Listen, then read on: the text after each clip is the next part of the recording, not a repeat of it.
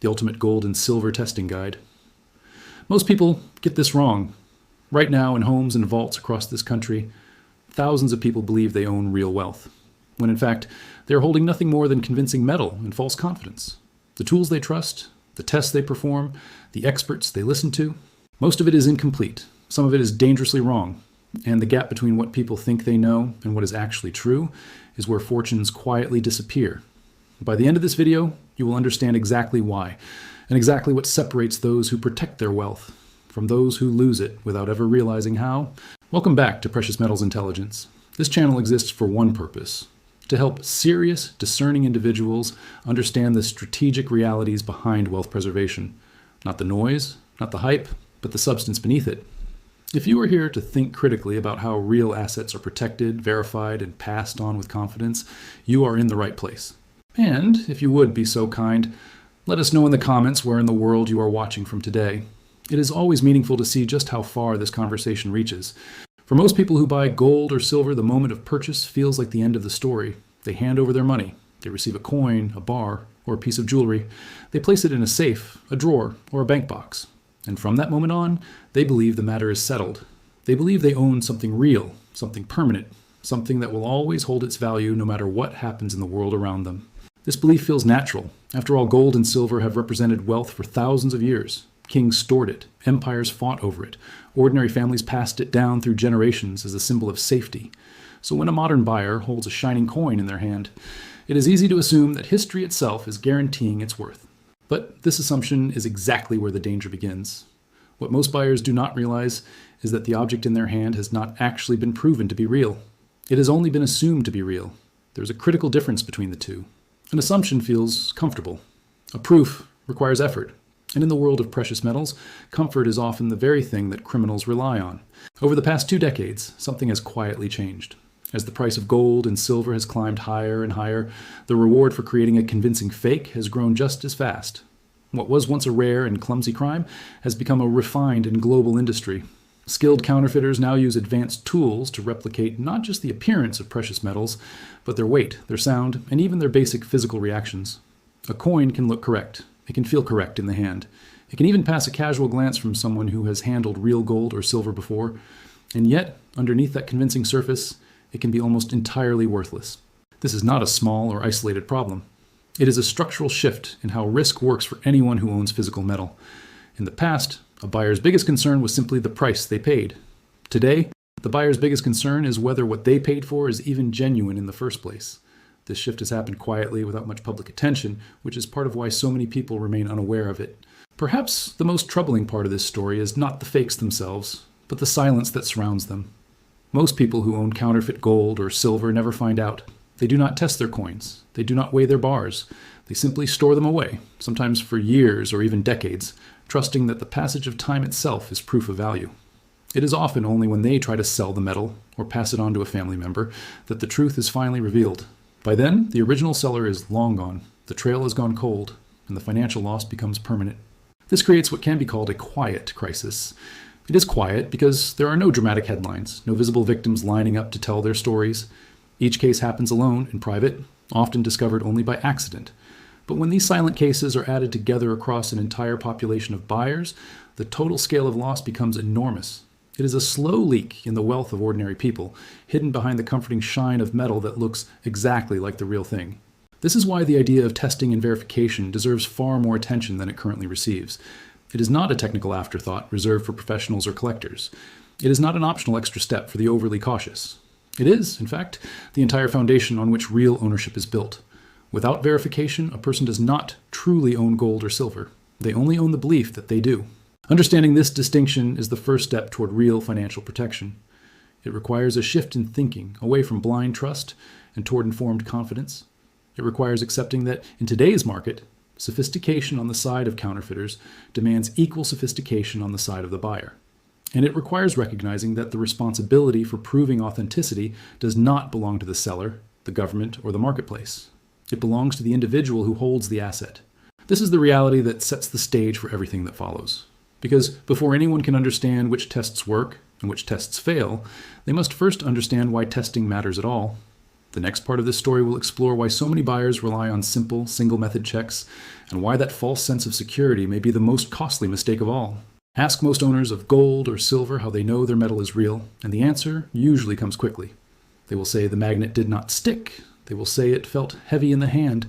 They will say the dealer seemed trustworthy, or the price seemed fair, or the coin simply looked right. These answers are given with confidence, sometimes even with pride, yet almost none of them prove anything at all. This is the second stage of the problem, and in many ways, it is more dangerous than the first. It is one thing to be unaware that counterfeits exist. It is another thing entirely to believe, wrongly, that a simple check has already solved the problem. False confidence is more damaging than no confidence, because it stops people from asking further questions. A person who knows they are uncertain will often seek help. A person who believes they are already certain will not. The reason so many buyers rely on a single, simple test is not laziness. It is human nature. People generally prefer quick answers over slow ones. They prefer a clear yes or no over a process that takes time, tools, and patience. A magnet test takes 5 seconds. A proper multi-step verification can take much longer and may require equipment the average person does not own.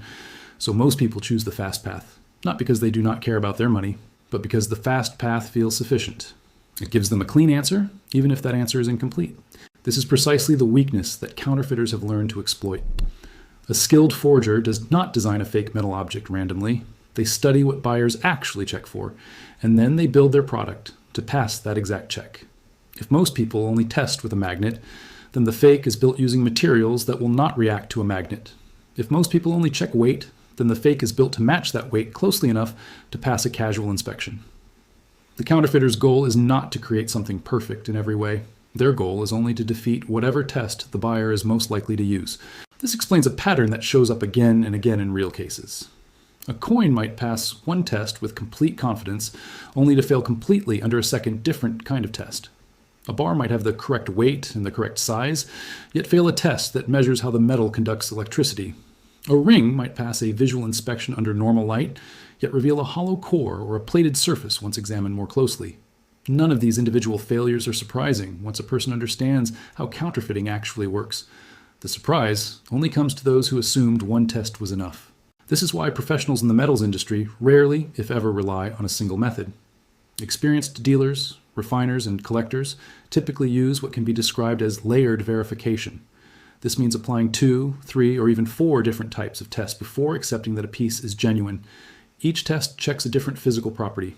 One might check magnetic reaction, another might check density or weight against exact size, another might check how the metal responds to sound or vibration, another might check electrical conductivity.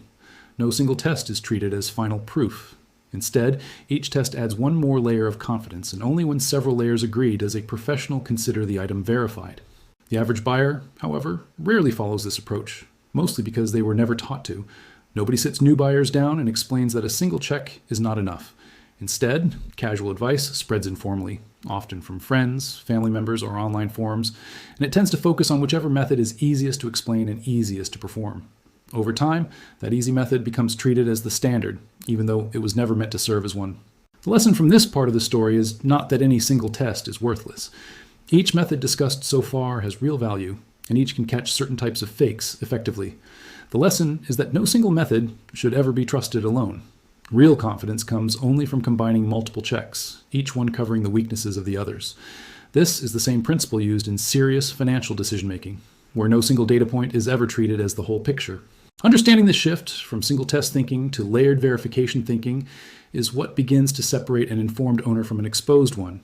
But to fully understand why this problem has grown so large in recent years, it is necessary to look beyond individual behavior and examine the larger financial forces driving the rise of counterfeiting itself. That is the focus of the next part of this story. To understand why counterfeit gold and silver have become such a widespread problem, it helps to step back from individual buyers and look at the bigger financial picture. Counterfeiting is not simply the work of a few dishonest individuals working alone. It is, in many ways, a business. And like any business, it exists because the numbers make sense to the people running it. The core of this business is a simple gap in value. Gold and silver are expensive. Metals like tungsten and copper are not. Tungsten, in particular, has a strange and useful property for anyone looking to deceive. Its density is remarkably close to that of gold. This means a bar or coin can be made mostly of tungsten, coated with a thin layer of real gold, and still feel almost the same weight as a solid gold piece in the hand. The cost difference between the two materials is enormous, yet the physical experience of holding them can feel nearly identical to someone who is not testing carefully. This price gap creates a powerful incentive. As the market price of gold and silver has risen sharply over the past 20 years, the potential profit from producing a convincing fake has risen right alongside it. When gold traded at a few $100s an ounce, the reward for counterfeiting was modest, and the risk often outweighed the gain. Today, with prices many times higher, that same equation has flipped. A single well-made counterfeit bar can now generate thousands of dollars in illegal profit, while costing only a small fraction of that amount to produce. At the same time, the tools needed to create convincing fakes have become easier to obtain than ever before. Global manufacturing networks, once limited to legitimate industries, can now be misused to produce precise molds, accurate plating, and carefully matched dimensions. Something that once required rare skill and specialized equipment can now be replicated with far greater ease, often using knowledge and machinery that were never intended for criminal use in the first place. This means the barrier to entry for counterfeiting has dropped, even as the potential reward has climbed. It is also worth noting that this is not a problem confined to one country or one region. Because gold and silver are traded globally, fake products made in one part of the world can travel easily into markets far away, often through resellers, online marketplaces, or informal private sales where oversight is limited. A counterfeit item does not need to fool an expert at every step of its journey. It only needs to fool one buyer at one point, who does not test it carefully. Once that sale happens, fake often continues circulating, sometimes passing through several more owners before the truth is finally discovered. This global and constantly evolving nature of the problem is what makes it fundamentally different from a temporary trend or passing scandal. It is not something that will simply fade away once a few criminals are caught. As long as the price gap between real and fake materials remains large, and as long as manufacturing tools remain widely available, the financial motivation for counterfeiting will continue to exist. In other words, this is not a short-term risk to be tolerated until conditions improve. It is a long-term structural feature of the modern precious metals market, one that every serious buyer must plan around, rather than hope will disappear. This changes the way the problem should be viewed. It is tempting to think of counterfeiting as an occasional danger, something rare enough that ordinary caution should be sufficient. But when the economics are examined closely, a different picture emerges. The forces driving counterfeit production are strong, consistent, and unlikely to weaken on their own. Prices are unlikely to fall dramatically. Manufacturing knowledge is unlikely to become harder to access, and global trade networks are unlikely to become less connected. Each of these conditions, which currently favor counterfeiters, shows no clear sign of reversing.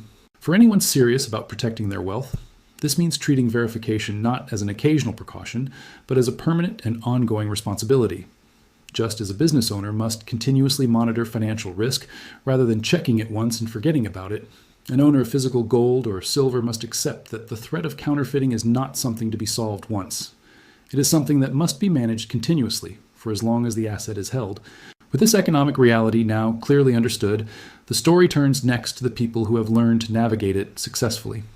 The next part will examine what truly separates those who consistently protect their wealth from those who remain exposed, often without realizing it, until it is too late. Not every owner of gold and silver falls victim to counterfeiting. In fact, a significant number of experienced collectors, dealers, and long-term investors go their entire lives without ever losing a single dollar to a fake. This raises an important question.